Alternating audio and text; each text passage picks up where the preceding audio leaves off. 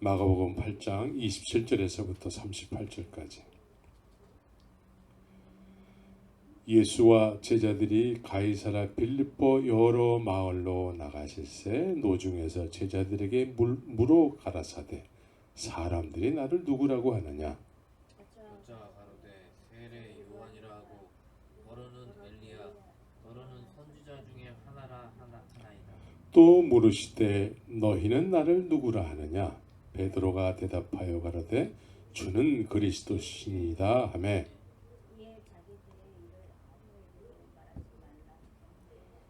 인자가 많은 고난을 받고 장로들과 대제사장들과 서기관들에게 버림받아 죽임을 당하고 사흘 만에 살아나야 할 것을 비로소 저희에게 가르치시되 드러내놓고 이 말씀을 하시니 베드로가 예수를 붙들고 간하매 예수께서 돌이키사 제자들을 보시며 베드로를 꾸짖어 가라사대 사단아 내 뒤로 물러가라 네가 하나님의 일을 생각지 아니하고 도리어 사람의 일을 생각하는도다 하시고 무리와 제자들을 불러 이르시되 아무든지 나를 따라오려거든 자기를 부인하고 자기 십자가를 지고 나를 쫓을 것이니라. 누구든지 제 목숨을 구원코자 하면 잃을 것이요 누구든지 나와 복음을 위하여 제 목숨을 잃으면 구원하리라. 사람이 만일 온 천하를 얻고도 제 목숨을 잃으면 무엇이 유익하리요? 사람이 무엇을 주고 제 목숨을 바꾸겠느냐? 누구든지 이 음란하고 죄 많은 세대에서 나와 내 말을 부끄러워하면 인자도 아버지의 영광으로 거룩한 천사들과 함께 올 때 그 사람을 부끄러워하리라. 예, 이제 2021년이 벌써 2달이 지나갔어요.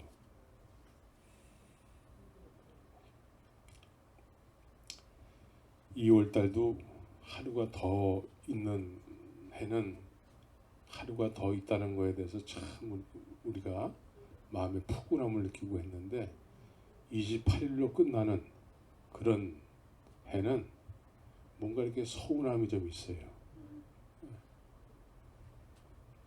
오늘 28일 마지막 2월달 마지막 줄에서 참 이렇게 서글프더라고. 예. 오늘 너희는 나를 누구라 하느냐? 라는 제목으로 말씀을 드리기를 원합니다. 지난주에는 천국이 소유됐다면 천국을 소유하게 되면은 천국을 분명히 아는 사람이 되겠죠. 천국이라는 것은 또 주님께서 여러 가지 표현을 하셨는데 한 알에 겨자씨로 비유를 했어요. 겨자씨로. 그래서 겨자씨가 자란다라는 것이죠. 겨자씨가 어떻게 심길까요? 우리 가운데 겨자씨 같은 천국이 어떻게 심길까요? 심령이 가난해졌을 때 심기는 거예요. 심겨졌으면 어떻게 될까요? 그 씨 자체가 자라는 거예요. 우리가 복된 좋은 땅에 속했으면 땅이 저절로 자라나게 하는 거예요. 그래서 그 천국의 주인이 되시는 그 주님 앞에 그 주님을 아는 사람이 되는 것이죠. 그래서 그분 앞에서 애통하는 사람이 되는 거예요. 우리의 삶 속에서 얼마나 힘들고 어려운 일들이 있습니까? 그렇죠? 힘들고 어려운 일이 생길 때에 어떤 사람들은 오늘 한 잔 먹지 않고는 견딜 수가 없네. 이런 사람들이 있는가 하면 어떤 사람들은 이런 힘들고 어려울 때에 주님 앞에 애통하게 되는 것이죠. 이 천국을 소유한 사람들의 속성이에요. 여러분들 그렇죠? 애통. 주님 앞에 애통하는 자는 그래서 위로를 받게 된대요. 우리의 예배를 받으시는 그 하나님을 우리가 분명히 알잖아요. 그분 앞에 울고 싶어지는 것이죠. 그분 앞에 울 때에 위로를 받게 되는 것이죠. 왜? 그분은 살아계시기 때문에. 그래서 죽은 자와 산 자를 심판하러 오시리라. 죽은 자는 죽었기 때문에 하나님이 느껴지지 않아요. 근데 산 자는, 하나님 앞에서 산 자는 하나님이 느껴지는 것이죠.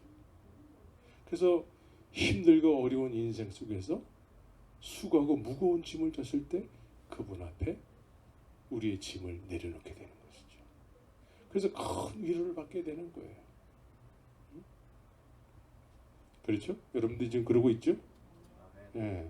특별히 이번 주가 그랬죠? 예. 그 천국이 점점 우리 안에서 이렇게 지경이 넓어지는 거예요. 지경이 넓어져. 그냥 처음에 주님을 만나서 그냥 마냥 기뻤는데 이제 앞으로 불행 끝 행복 시작인 줄 알았는데 인생의 길을 걷다 보니까 내가 원치 않은 일들이 자꾸 생긴다는 것이죠. 이럴 때에 주님 앞에 애통하는 사람이 되는 것이죠. 그래서 그의 주님의 나라가 우리 안에 심겨졌으면 그 나라를 알게 되는 것이죠. 그 나라를 알게 되기 때문에 천국은 세례 요한 이후로 침범을 자꾸 당한대. 침범한대. 네? 그래서 우리의 지경이, 우리 안에서 천국의 지경이 자꾸 넓어져야 되는 것이죠. 그래서 겨자씨 하나님 같았는데 시간이 지나면 지날수록 천국이 그냥 그 커가는 겨자씨 나무와 같이 된다는 것이죠. 여러분들 그렇죠? 그래야 되는 거예요. 그래야 돼요. 그래서 그 나라가 점점 지경이 넓어짐으로 인해서 이제 그 나라를 확실하게 아는 사람이 되는 것이죠. 그 나라의 시민이니까. 그 나라의 시민 맞죠? 빌립보서에서 사도 바울은 나는 이 땅에 살고 있지만 내 시민권은 하늘에 있어. 하늘에 있대. 나는 이미 시민권이 하늘에 있기 때문에 하늘에 이미 예약이 되어 있다라는 것이죠. 그 남은 육신의 때를 하늘의 시민으로 이 땅에서 산다라는 거예요. 여러분들도 그렇게 살고 있죠? 아멘을 크게 하면 그렇게 사라져요.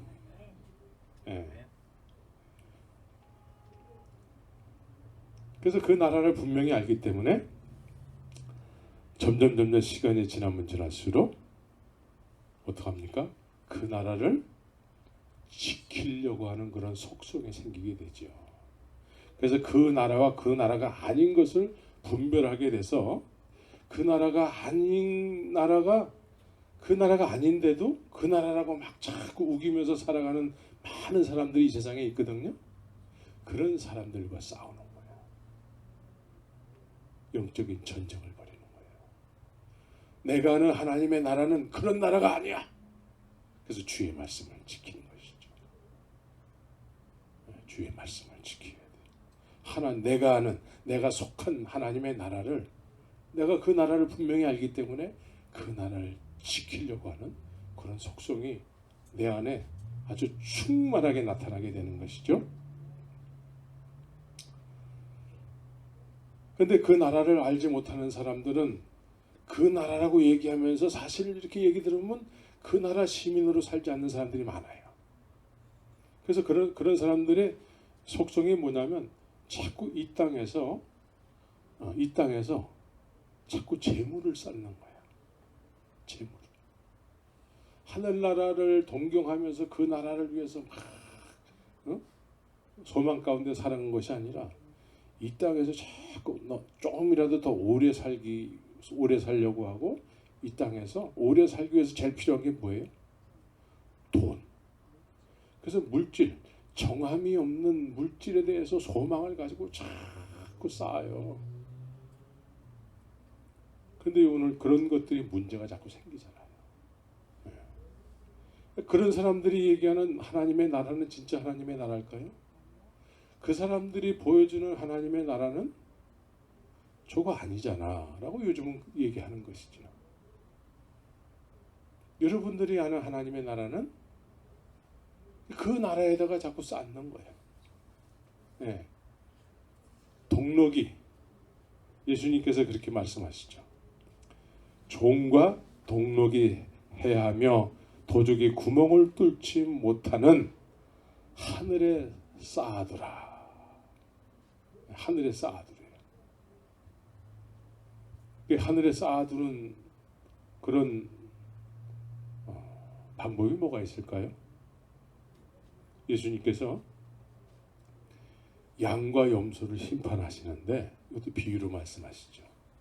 양과 염소로 심판을 하는데 양들에게 이렇게 물어봐요.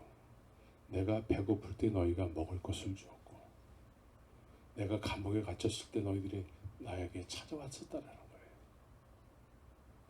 근데 양에 속한 사람들이 우리가 언제 그런 일을 했어요?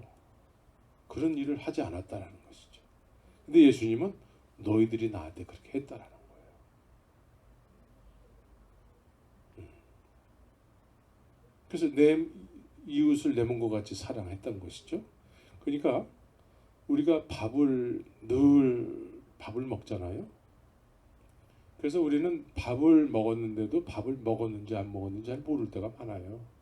그죠? 주님의 어떤 하나님의 나라의 시민으로서 산다라는 것은 그냥 생활화되고 자연스러워지는 거예요. 자연스러워지는 거예요. 그런데 내가 하나님의 나라의 시민으로서 내가 오늘 하나님의 나라의 시민으로 오늘 했어. 이건 생활화가 안 된 거죠. 내가 선한 일을 했다는 걸 내가 기억하면은 생활화가 안 된 거예요. 그래서 염소에 속한 사람들은 똑같이 그래요. 예수님께서 내가 굶주릴 때에 너희가 먹을 것을 주지 않았대. 그러니까 이 염소에게 속한 사람들이 언제 주님이 굶주렸었어요? 만약에 그런 걸 알았다면 내가 드렸지요. 응? 생활화가 안 된 거예요. 생활화된 사람은 자기가 그렇게 해놓고도 몰라. 몰라요. 근데 주님이 기억을 하세요. 주님이 기억하세요. 그래서 종과 동록이 해하지 못하는 그런 하나님의 나라에 자꾸 우리가 그 나라를 위해서 그 나라에 자꾸 여러 가지 것을 쌓아야 되는 것이죠. 물질을 거기다 쌓아야 돼요. 근데 그 나라가 잘 믿어지지 않고 잘 느껴지지 않으면은 이 땅에다가 자꾸 쌓는단 말이에요. 하나님의 나라를 이야기하고 믿음을 이야기하고 구원을 이야기하는데 사실은 이 땅에다가 자꾸 재물을 쌓는다는 것이죠. 저는 쌓을 것이 없어서 참 다행이에요. 저는 쌓을 것이 없다는 거 알죠? 근데 쌓을 것이 많은 사람들은 참 고민이 될 것 같아요. 그런데 하나님의 나라가 정말 믿어진다면 그 나라를 향해서 주님의 영광을 위해서 자꾸 쌓는다는 것이죠. 자기를 위해서 이 땅에서 자꾸 자기 주머니를 막 채우고 그런 일을 하지 않는다는 것이죠. 하나님의 나라라고 막 얘기하면서 자기 주머니에 자꾸 뭔가를 채우는 사람들, 이런 사람들 때문에 지금 기독교가 아닌 것이 되어버리는 것이죠.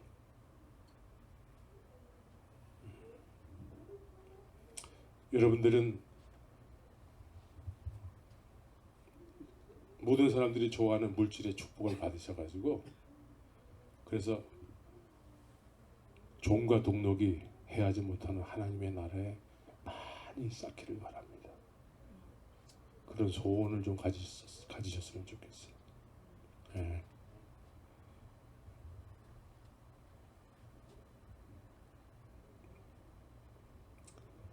그래서 하나님의 나라라는 다 단어는 쓰는데 그 나라에 대해서 실제가 안 된 사람들이 그 나라를 자꾸 들먹임으로 인해서 그 나라가 자꾸 훼손되고 오염이 되는 것이죠.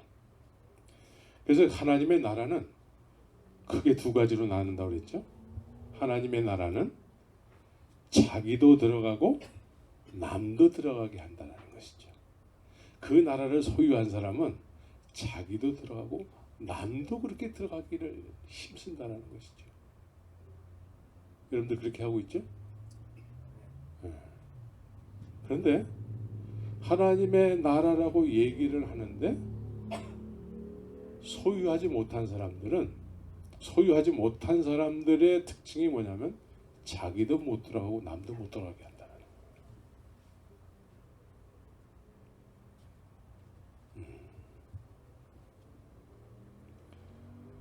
왜? 하나님의 나라가 실제가 못됐기 때문에 실제가 못된 삶을 살게 되는 것이죠. 자기도 못 들어가고 남도 못 들어가게 하는 거예요. 그래서 하나님의 나라를 소개할 수가 없는 것이죠. 자기가 소유를 못했기 때문에.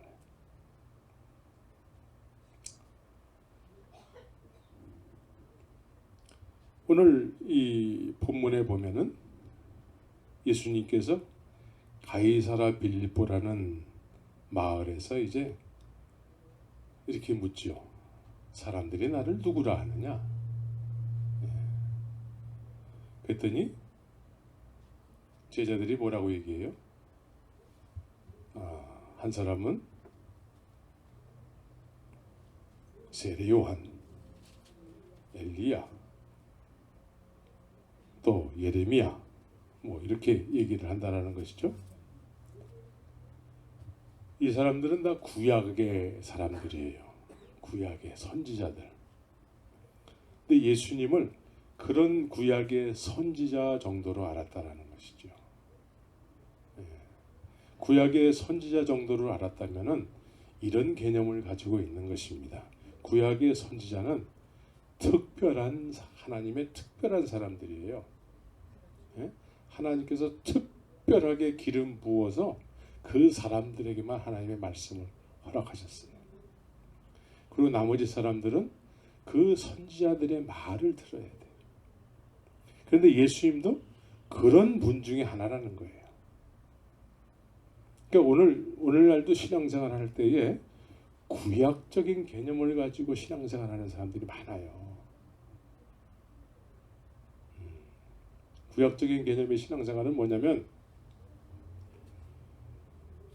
하나님은 특별한 사람에게만 은혜를 줘서 우리는 그 사람의 말을 들어야 된다는 거예요. 하나님이 나한테는 말씀 안 하시고 특별한 이 시대도 특별한 사람, 특별한 종들에게만 하나님이 말씀하신다라는 거예요. 그래서 하나님은 나한테 말씀을 안 하시고 그런 사람들에게 말씀한다라는 거예요. 이게 구약적 개념의 믿음이에요.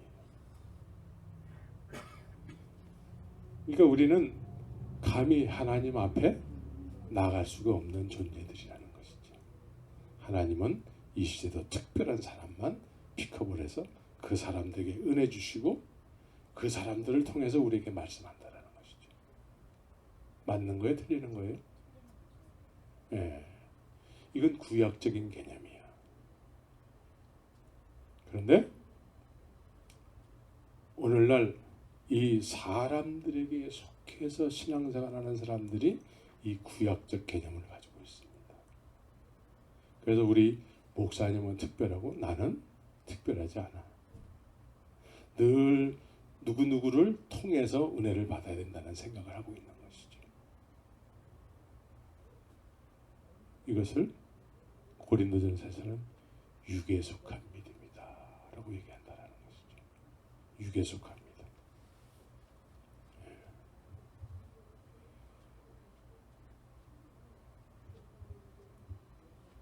그런데 이제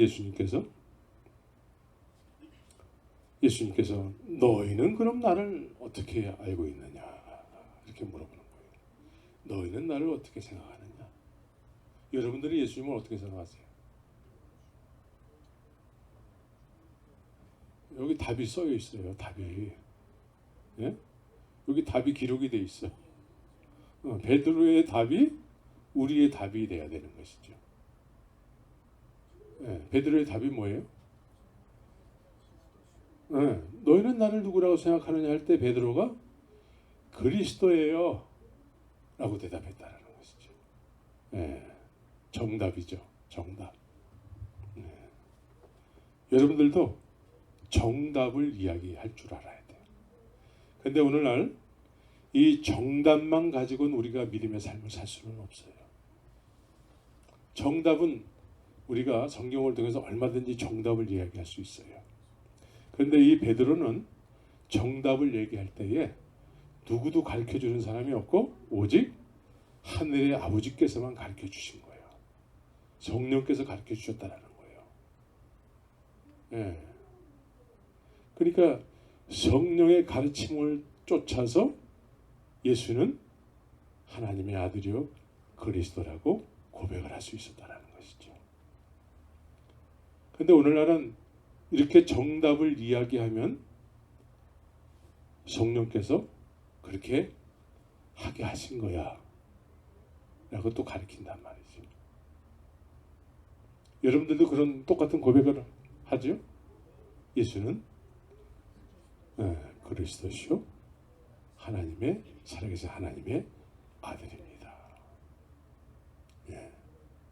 그런데 이 베드로는 누가 가르쳐주지 않고 어디에 뭐 답이 나와 있는 것도 아닌데 그렇게 대답을 할 수 있었다는 것이죠. 성령께서 하신 거예요. 그래서 예수님께서 하늘의 아버지께서 너에게 이걸 가르쳐줬다. 예. 여기까지는 뭐 누구나 다 고백할 수 있는 그런 내용입니다.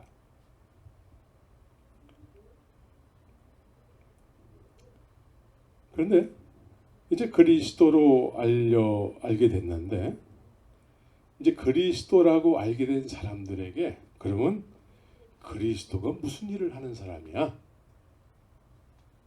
그러니까 그리스도로 이렇게 고백을 했는데 그리스도가 무슨 일을 하시는 분인지를 아직 모르는 거예요.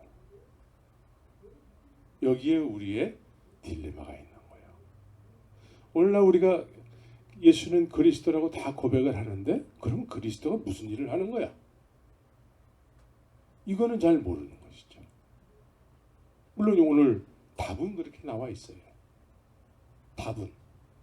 언제나 우리가 답만 얘기한다고 해서 그럼 답을 알고 있기 때문에 믿음의 그 답대로 사느냐? 그렇지 않다라는 거예요. 그래서 예수님께서 답을 가르쳐 줬는데 이 제자들은 어떻게 대답했어요? 그렇게 하지 마세요. 근데 나는 그리스도이기 때문에 그리스도로서 해야 될 일이 있어. 그 일이 뭐예요? 그 일이 뭐냐면 인자가 많은 고난을 받고 장로들과 대제사장들과 서기관들에게 버림받아 죽임을 당하고 사흘 만에 살아나야 할 것을 비로소 저희에게 가르치시되 그래요. 비로소. 그러니까 이 사람들이 성령의 은총을 통해서 예수님을 그리스도라고 알고 고백했을 때에 이제 그 그리스도가 어떤 일을 하는지를 가르쳐 줬다라는 거예요. 비로소. 예. 그러니까 예수님께서 우리의 신앙생활 하는 데에도 비로소가 있다라는 것이죠. 예. 비로소 내가 너에게 이제서 얘기한다. 예? 아, 내가 얘기하고 싶어 아주 그냥 그랬는데 이제 얘기하는 거야. 그 고백 때문에 그 고백한 것으로 인해서 그럼 그리스도가 무슨 일을 하는 존재냐면 이러이러한 일을 하는데 내가 이거를 너네들에게 정말 얘기하고 싶었는데 지금 얘기하는 거야. 그러니까 제자들이 뭐라 그랬어요? 할렐루야 그랬습니까? 그렇게 얘기하지 않았어요. 뭐라고 얘기했습니까?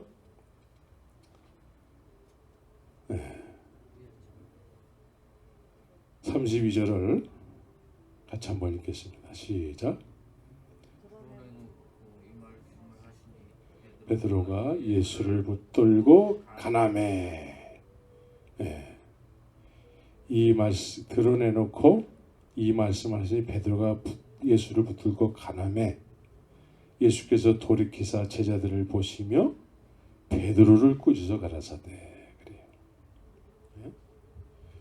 그러니까 베드로가 그리스도께서 무슨 일을 하는지를 답을 가르쳐 줬는데 그리스도라고 고백을 했지만 그리스도의 일을 하지 말라는 거예요. 그리스도라고 고백을 했는데 우리 육신의 유익을 쫓아서 해달라는 거예요. 육신의 유익 있잖아요. 내가 원하는 거. 예수님 믿는 것은 이런 거야. 나를 유익되게 해주세요. 그런데 예수님은 이 사람들이 원하는 거하고는 정반대로 반대의 개념으로 말씀하시는 것이죠. 이 제자들은 그리스도는 우리와 늘 함께 있어야지 맞는 것이죠. 예수님은 늘 보이는 예수로 늘 우리와 함께 있어야지 안심이 되잖아요. 근데 예수님은 난 너희들하고 이렇게 보이는 예수로 함께 있을 수 없다라는 거예요. 그리스도는 그런 일을 하기 위해서 세상에 오신 것이 아니라 이제 내가 너희들의 죄를 위해서 장로들과 대제사장들, 서기관들 이런 사람들에게 버림받아 죽임을 당하는 것이 그리스도의 일이라는 거예요. 여러분들 그리스도에 대해서 이런 생각을 하고 있는 것이 맞습니까? 우리가 원하는 그리스도는 어떻게 해야 되죠? 제자들이 원하는 그리스도는 어떻게 해야 되죠? 늘 우리와 함께 있어야 되는 거예요. 우리가 배고플 때에 늘 먹을 것을 주고 필요할 때 이적과 기사를 일으키시고 늘 그렇게 해주셔야지만 되는 거예요. 그리스도는 그런 우리의 생각에 그리스도는 그런 일을 하는 분이라는 것이죠. 육신에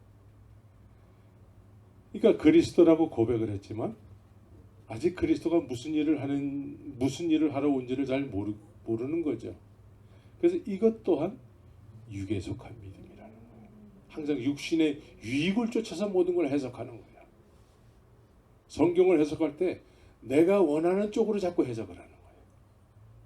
그런데 그리스도는 나는 그리스도이기 때문에 내가 원하는 대로 말씀을 이야기하고 그렇게 말씀을 해석할 거야. 그러니까 베드로는 그리하지 마옵소서. 그렇게 하지 마세요. 왜 그러세요? 이 제자들이 말이죠. 좀 이렇게 예수님의 그 특별한 은혜로 둘씩 막 이렇게 짝을 지어서 막 복음을 전하고 돌아왔잖아요. 이때에 예수님이 하시던 일들을 제자들도 맛을 봤단 말이에요. 제자들도 병도 고치고 막 그렇게 하니까 제자들이 이제 간이 부었어요. 간이 부었어. 그래서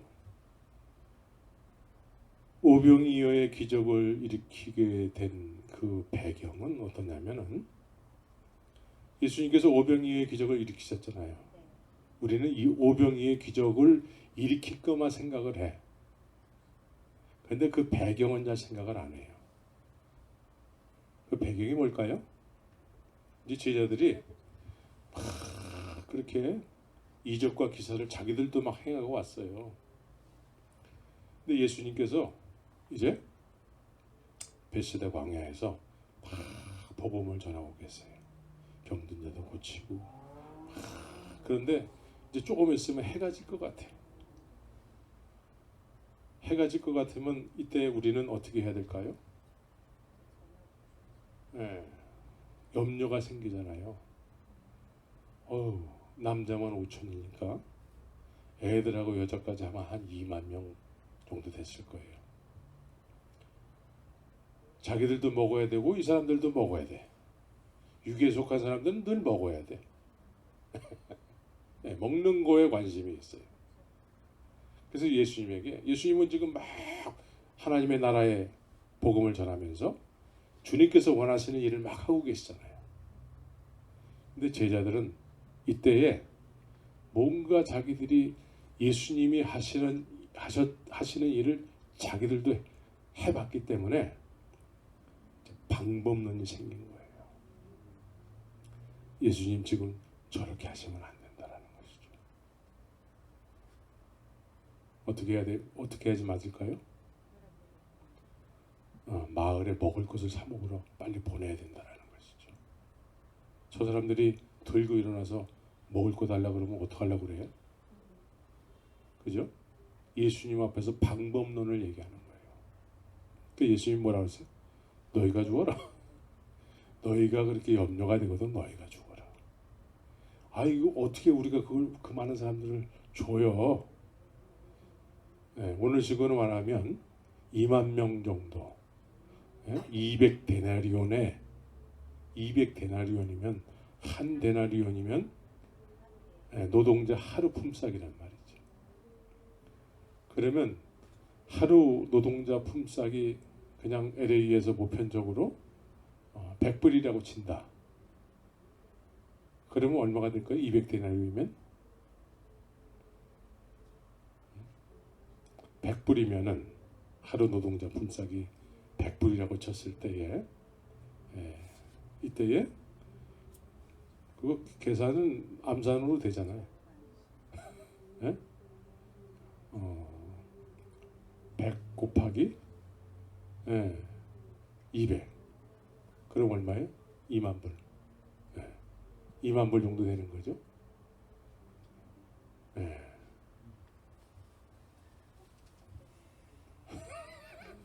2만 불. 2만 불 우리가 지금 2만 불이 어디 있어요? 이렇게 얘기하는 거죠. 너희가 주어라 하는데. 그래서 이 오병이어의 배경은 제자들이 어떤 예수님 앞에서 반론을 제기한 거예요. 반론을. 예수님 저렇게 할 때가 아니라는 거예요. 그래서 예수님께서 물고기 2마리와 보리떡 5개로 그 많은 사람들을 먹이게 된 것이죠.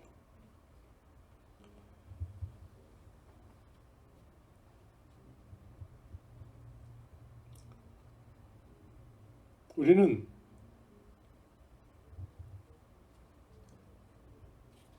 뭔가 하나님의 일을 한다고 생각하는 순간에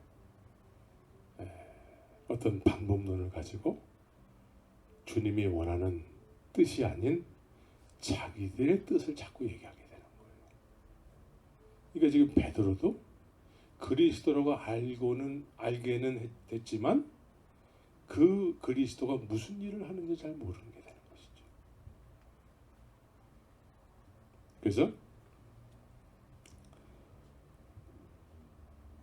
우리가 이 그리스도로 알게는 됐지만 무슨 일을 하는지를 몰랐을 때 이런 수준을 육에 속한 믿음이다 라고 얘기하게 되는 것이죠.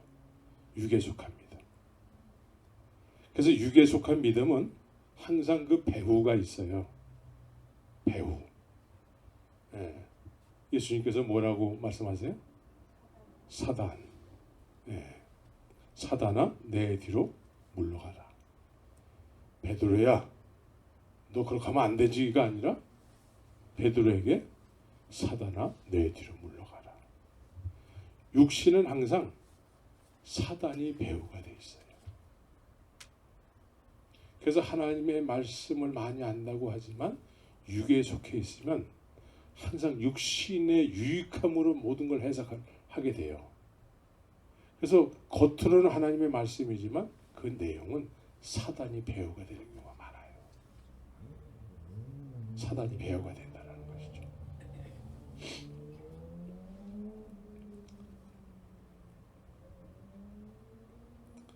그래서 육에 속한 믿음은 로마서 8장 6절에서부터 8절까지의 내용을 보면은 육신의 생각은 사망이요 영의 생각은 생명과 평안이니라. 육신의 생각은 하나님과 원수가 되나니 이는 하나님의 법에 굴복치 아니할 뿐만 아니라 할 수도 없습니다.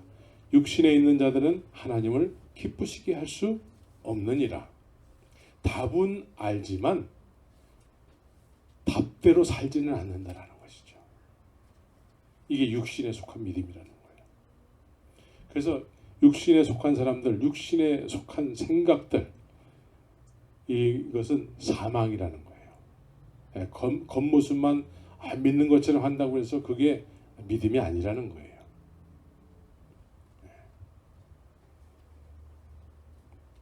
그래서 예수님께서 나를 따르는 일은 사람의 생각을 쫓아서 그리하지 마옵소서 하는 것이 아니라 내가 원하는 대로 되지 않을지라도 예수님을 따르는 것이에요. 예수님 앞에 어떤 방법론을 이야기하는 것이 아닙니다. 그냥 무조건 예수님을 그리 아니하실지라도 감사해요 하면서 그냥 따라가는 거예요. 우리는 주님 앞에서 자꾸 우리의 생각을 내세우는 경우가 너무나 많습니다. 주의 말씀 앞에서 내 생각에는 이렇게도 해석하고 내 생각에 저렇게도 해석하고 그래서 우리는 신앙생활 하지만 발전이 없는 거예요. 발전이 없어. 이제 하나님의 말씀을 쫓아서 예수님 앞에서 그리 아니하실지라도 나는 주님을 따라가겠습니다.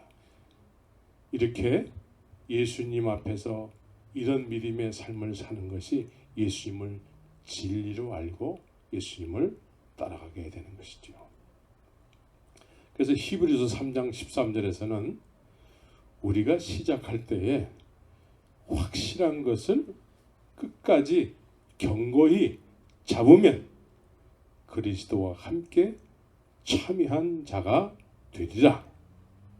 우리는 그리스도와 함께 참여한 자가 돼야 돼요. 그런데 베드로가 지금 여기서 그리하지 마옵소서 그러잖아요. 예수님께서 그리스도이심을 알게 됐는데 그래서 그리스도의 일을 하시겠다는데 그리하지 마옵소서 그런단 말이죠. 그러니까 그리하지 마옵소서 하면서 나 더 이상 예수님 그러시면 나 예수님 안 쫓을래. 예수님 나한테 그렇게 하시면 나 안 믿을래. 그러면 예수님과 함께 참여한 자가 되지 못하는 거예요. 참여한 자가 돼야 돼요. 예수님이 우리 안에 거하시게 되는 그런 확실한 믿음의 반석에 세워진 흔들릴 수 없는 그런 믿음의 삶이 돼야 되는 것이죠. 이게 성전된 사람들의 모습이에요. 성전된 사람들. 성전이 아직 되지 못했으면은 자꾸 사람들을 쫓아서 믿어요. 구약적 개념을 가지고 나는 특별하지 않고 저분만 특별해. 이런 개념으로 신앙생활을 하게 되는 것이죠. 그래서 유린당하는 거죠. 유린당하는 거예요. 그 사람이 정말 하나님의 사람이면은 다행일 텐데 하나님의 사람이라고 치고 오늘날 하나님을 어떻게 알아야지만 정확하게 하나님을 아는 걸까요?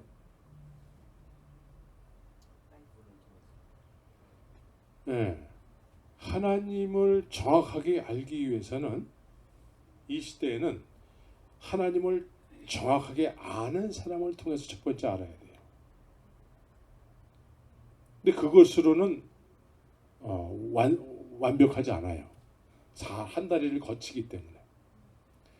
처음에는 한 다리를 거칠 수밖에 없어요. 그런데 그거는 완벽하지 않아요. 지난 시간에도 얘기했지만 홍해를 건넌 이스라엘 백성들이 있었어요. 여러분들 홍해를 여러분들이 건넜다고 생각해 보세요. 얼마나 엄청난 일입니까 그게. 예. 눈을 감고 그 홍해가 갈라지는 걸 한번 생각해 보세요. 뒤에는 애국 군대가 막 쫓아오고 있는데 갈라져요. 갈라질 때 그 중심에 누가 있었습니까? 모세의 지팡이가 탁 가리키고 있는 거예요. 그런 사람들은 물론 하나님이 가르치지만 모세의 지팡이가 가르는 거예요. 그래서 건넜어요. 물이 없고 먹을 것이 없고 할 때 하나님은 늘 우리에게 부족함 없이 채워주실 거야. 이런 믿음을 가지고 있어야 되잖아요. 근데 왜 그런 믿음을 갖지 못했을까요? 왜 그런 믿음을 갖지 못하고 왜 하나님을 원망했을까요? 모세를 통한 하나님을 믿었기 때문에 그래요. 모세를 통해서. 나의 하나님이 아직 안 된 거예요. 하나님은 나에게 언제나 부족함이 없이 나를 푸른 초장물, 맑은 물가로 인도하시는 분이야. 나의 하나님은. 근데 나의 하나님이 안 된 거예요. 이적과 기사를 막 경험했지만 그건 모세의 하나님이지 나의 하나님은 아니에요. 오늘날 교회에 목사의 하나님만으로 섬기는 사람들이 많아요. 하나님은 나의 하나님이 되시길 원하세요. 믿습니까? 그리스도는 이 세상에 왜 오셨어요? 구약의 특별한 사람의 하나님만이 아니라 이 세상 모든 사람에게 하나님이 되시기 위해서 오신 거예요. 그래서 십자가에서 죽으시고 부활하셨을 때에 그 성전의 휘장이 위에서부터 아래로 쫙 찢어진 거예요. 그래서 누구나 다 이제 성소에 들어갈 담력을 얻게 됐다라는 것이죠. 그 담력을 얻게 됐다고 하는데 그 성소 안에 들어가기를 별로 좋아하지 않아 사람들이. 캐톨릭의 문제점이 뭐예요? 그 성소 안에는 마리아를 들여보내가지고 마리아가 성소 안에 들어가기 전에 마리아한테 얘기하는 거예요. 들어가서 우리의 이런 사정을 알려주세요. 부탁해주세요. 그런 거잖아요. 그럼 예수님께서 십자가에서 죽으시고 부활하신 그 놀라운 그 전무후무한 그 은혜를 모르는 상태에서 하나님을 섬기겠다고 하는 거예요.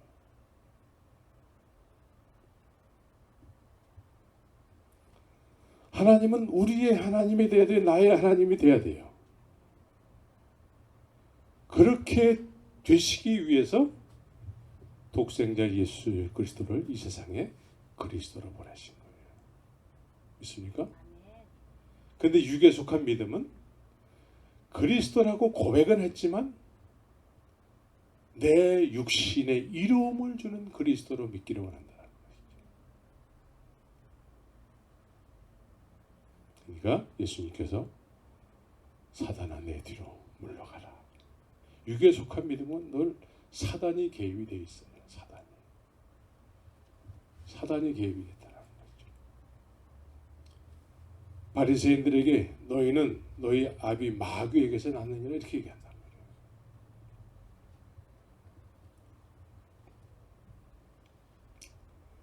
우리는 우리가 원하는 대로 되지 않을지라도 무조건 예수님이 진리시기 때문에 예수님을 따라가야 되는 거예요. 예수님 앞에서 내 생각을 막 이렇게 얘기하면 안 되는 거예요. 무조건이에요. 그리 아니하실지라도 감사해요. 주님 앞에서 이런 겸손한 자세가 복을 받는 믿음의 사람이 되는 것이죠.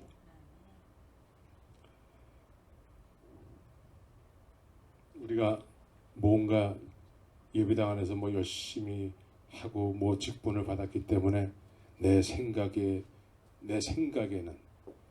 오늘날 믿음의 사람들이라고 모여서 얘기할 적에는 다들 주의 말씀을 이야기하는데 내 생각에는 이런 말들을 많이 해요. 내 생각에는. 왜 주의 말씀에 내 생각이 필요하죠? 주의 말씀에 내 생각은 필요 없고 말씀은 말씀이 해석을 하는 거예요. 말씀은 성령께서 조명해 주시는 거예요. 이걸 혼동해서 안 돼요. 혼동해서는 안 되죠. 많은 예언하는 사람들이 다 자기의 마음의 소리를 자꾸 얘기하는 경우가 많아요. 마음의 소리. 그래서 예레미야서에서도 그렇고 에스겔서에서도 그렇고 하나님께서는 내가 얘기하지 않았는데 저 사람들은 내가 얘기한 것처럼 얘기한다는 거예요.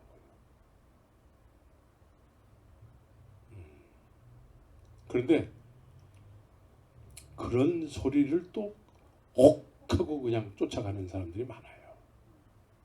옥하고.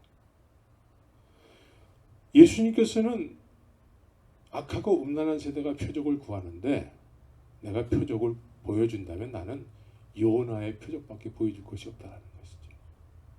여러분들도 표적을 구하면 요나의 표적을 구하시기 바랍니다. 요나의 표적. 요나의 표적은 십자가예요. 십자가. 우리에게 십자가보다 더 귀한 것은 없습니다. 근데 십자가보다도 더 소중하고 십자가보다도 더 본질이 되게 하는 이런 것들이 있다면 그렇게 얘기하는 사람을 조심해야 돼요. 그건 거짓 선지자고 미혹의 영이 함께하는 사람이에요. 미혹의 영. 미혹의 영을 우리 보지 못했잖아요. 근데 미혹의 영은 어떤 사람을 통해서 역사를 해요. 그 마지막 때의 거짓 선지자들이 택한 자라도 어떻게 해서든지 그 택한 자를 넘어뜨리려고 한다는 것이죠. 미혹의 영이. 그래서 육에 속해 있기 때문에 신령한 것 같지만 다 비본질의 약이다. 신령한 것 같지만 우리는 요나의 표적만 가지고 신앙생활을 해야 돼. 근데 요나의 표적이 여러분들에게 증언 하기까지 난 요나의 표적, 십자가의 복음 난 이것을 막 전하고 싶어요. 이렇게 되기까지 여러분들이 성숙한 믿음이 돼야 돼요. 성숙해져야 돼요.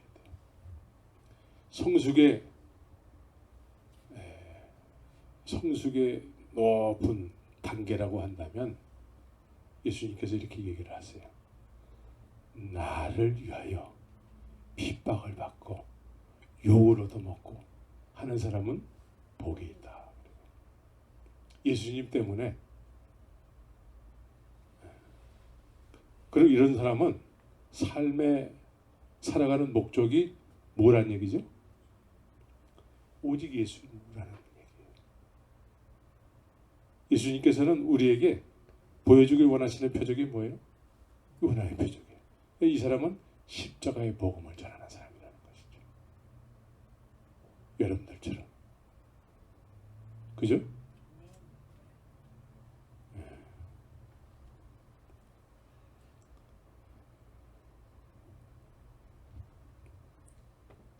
그래서 만일 누가 아무것도 되지 못하고 된 줄로 생각하면 스스로 속는 거다라고 얘기하고 있어요.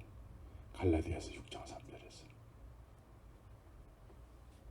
나 이제 그리스도라고 고백을 했으니까 나는 이제 구원은 따놓은 당상이야. 그러면서 내가 원하는 베드로가 그리하지 마옵소서 육신의 어떤 이로움을 쫓아서 살아간다면 아직 되지 못했는데 됐다라고 생각한다는 거예요. 오늘날 교회 안에 이런 사람들이 너무나 많아요. 주는 그리스도시요 살아계신 하나님의 아들입니다. 이 고백을 다 한다는 것이죠. 성령에 의해서 했던 사람들이 쫓아가라고 해서 했던 그 고백 자체가 성령의 놀라운 은혜라는 것이죠. 그런데 실제적인 삶은 어떻습니까? 베드로가 예수님께 나 이제 십자가로 갈 거야 하니까 그리하지 마옵소서. 늘 육신의 이로움을 허락하시는 그런 예수로만 믿기를 원한다는 것이죠. 오늘날 얼마나 그런 사람이 많습니까? 그리스도라고 고백만 했으면 된 거야 이제. 그렇죠? 그리스도라고 고백했으니까 구원은 받았어. 이제 말은 그렇게 안 하지만 이제 당신은 구원받았기 때문에 이제 자유입니다. 어떻게 살든 주님께서 사랑하시기 때문에 주님께서 구원해 주실 것입니다. 이게 오늘날 구원론이에요. 베드로가 얘기했던 것처럼 그리하지 마옵소서의 삶을 사는데도 그리스도라고 고백을 했기 때문에 구원받았다는 것이죠. 그렇게 배웠죠. 근데 예수님은 그거 아니라는 것이죠. 사단아 내 뒤로 물러갈지어다. 그 고백했다고 해서 다 된 게 아니에요. 이제 그 고백된 것만큼 이제 예수님을 쫓아서 이 제자들도 그러한 삶을 살게 되잖아요. 믿습니까? 그래서 그리스도의 영이 그리스도라고 고백한 사람에게 그리스도의 영이 이제 그러한 삶으로 살게끔 인도해 간다는 것이죠. 믿습니까? 이해가 되세요? 그래서 이 그리스도의 영, 예수님께서 베드로가 이제 그리스도라고 고백을 했잖아요. 그런데 그리스도의 영이 없기 때문에 그리스도로서 하셔야 되는 이 일을 그리하지 마옵소서 하는 거예요. 그런 삶을 살지 못하는 거예요. 고백을 했는데. 근데 이 사람들이 나중에 그리스도의 영, 십자가를 통해서 그리스도의 영이 오시니까, 보혜사가 오시니까 이 사람들이 이제 어떻게 살았어요? 예수님이 하셨던 일들을 나도 이제 하게 되는 것이죠.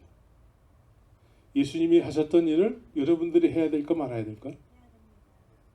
네, 나를 믿는 자는 나의 하는 일을 저도 할 것이요. 그렇죠? 저도 하게 된다는 의미는 그리스도의 영으로서 그 사람들 안에 예수님께서 계시기 때문에 그 사람 안에서 그분이 그리스도의 영이 하신다는 거예요. 그리스도의 영이 보혜사가 하신다는 거예요. 근데 이 제자들은 아직까지 예수님께서 아직 십자가로 가시진 않았어요. 그런 상태에서 그리스도라고 고백을 했어. 근데 그리스도라고 고백을 했는데 어떻게 이해를 해요? 그리스도를 내 육신의 이로움을 주는 분으로 이해를 하기 때문에 그리하지 마옵소서 그런다는 것이죠. 그렇죠? 여러분들은 안 그러죠? 그런데 나중에는 그 고백대로 이 사람들 자신도 예수님께서 가셨던 그 길을 이 사람들도 나중에 가게 됐다는 것이죠. 나 그렇게 되면 무서운데요. 네, 염려하지 마세요. 그게 주님께서 우리 안에서 이제 그렇게 인도해 가시는 거예요. 그렇게 인도해 가세요. 네. 여러분들보다 더 잘 알고 계세요. 너는 아직 안 된다라는 것이죠. 그러나 내가 이 얘기를 비로소 하게 될 때가 있다라는 것이죠. 이 비로소라는 것은 내가 어느 순간에 깨달음을 얻을 때가 있다라는 거예요. 그때는 부담스러운 것이 아니고 그렇게 하고 싶어지는 삶을 살 때가 되는 거예요. 그렇게 살고 싶어져. 그렇게 살고 싶어요. 왜 그럴까요? 그리스도의 영이 오셨기 때문에 그래요. 그래서 그리스도의 영이 없으면 그리스도의 사람이 아니에요. 그리스도의 사람이 아니라는 것은 그리스도인의 삶을 살 수가 없다라는 거예요.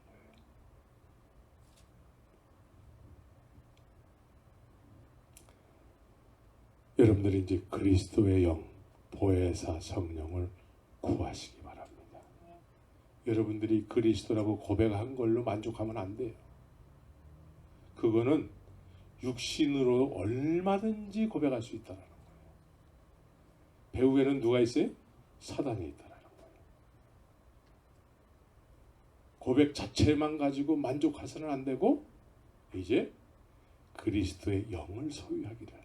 그래서 구하라 주실 것이요, 찾으라 찾게 될 것이요, 문을 두드리라 문이 열릴 것이니라 라고 말씀하고 있는 것입니다.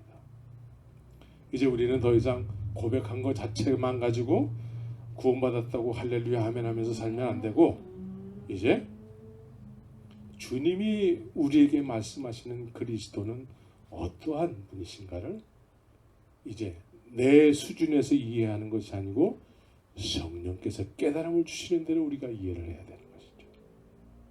그래서 우리도 그 길을 가야 되는 거예요. 그 길을. 그래서 우리가 이 시대에도 하나님의 아들의 로마서 8장에서 후사라고 얘기하는 것이죠. 후사. 후사가 뭐예요?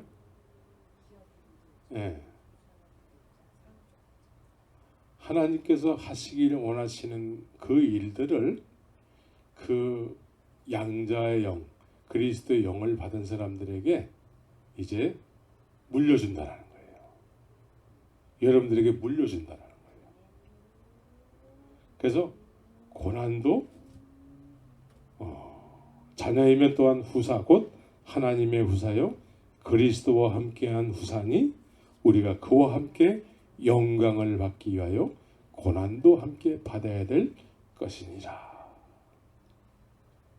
그래서 아까 지난주에 그 산상수훈을 통해서 우리에게 말씀하는 내용 가운데 예수님께서 뭐라고 말씀하세요? 나를 인하여 너희를 욕하고 핍박하고 거짓으로 너희를 거스려 모든 악한 말을 할 때에는 너희가 복이 있나니 너네들이 확실하게 천국이 여러분들 안에서 확실하게 됐다라는 것이죠. 삶의 목적이 분명해졌다라는 거예요.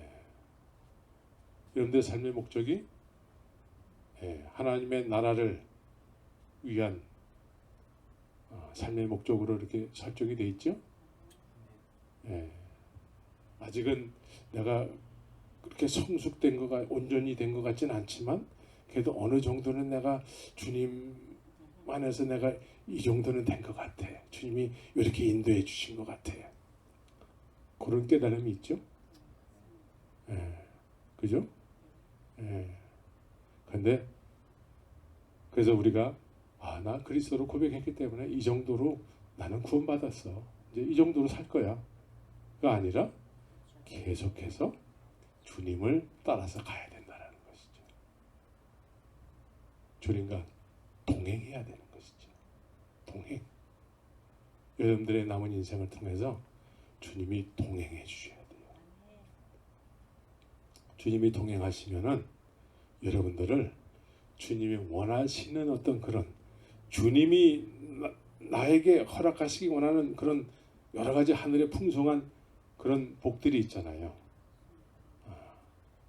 주님과 동행하면 그런 자리로 자꾸 인도함을 받아서 가는 거예요. 그래서 결국은 이제 예수님을 인하여 내가 핍박도 받을 수 있는. 이제 그렇게 살고 싶어지는 거예요. 오직 예수로만. 지금은 부담스럽지만 그렇게 될까봐 부담스럽지만 그런 자리로 이끌어 가실 거예요. 그래서 주님과 동행하는지를 여러분들이 확인해야 돼요. 그리 아니하실지라도 감사해요. 우리는 한 주간을 또 살아갈 때에 울며 애통해야 될 일들이 있을 수 있습니다. 이때 여러분들이 여러분들과 동행하시는 그분 앞에서 애통하시기 바랍니다. 큰 위로를 받게 될 것입니다. 그래서 그 길을 계속 가다 보면은 마음이 청결해지게 되는 것이죠. 마음이 청결해지면 어떻게 될까요? 하나님을 볼 것이요 그랬어요. 하나님을 본다는 의미는 뭐죠? 빌립이 하나님을 보여달라고 예수님에게 부탁을 했어요. 빌립이 예수님 앞에 하나님 나 좀 보게 해주세요. 근데 예수님이 뭐라고 말씀하세요? 나를 보는 것이 곧 하나님을 보는 것이다. 예수님을 아는 것이, 예수님이 어떤 분인지를 아는 것이 하나님을 보는 거라는 거예요. 나와 동행하는 예수님이 지금 나와 함께 하시는지를 확인할 때에 이것이 하나님을 보는 거라는 거예요. 그분이 어떤 분인지를 알게 되는 것이, 그리스도를 그리스도로 알게 되는 것이 하나님을 보는 거라는 것이죠. 하나님을 보기 원하세요? 그리스도를 그리스도로 알게 됐을 때에 하나님을 보게 되는 것이죠. 마음이 청결해지는 거예요. 그래서 주님이 가신 그 길을 우리도 그 길을 가고 싶어져야 되는 것이죠. 그렇게 되기를 예수의 이름으로 축원합니다. 같이 기도하겠습니다.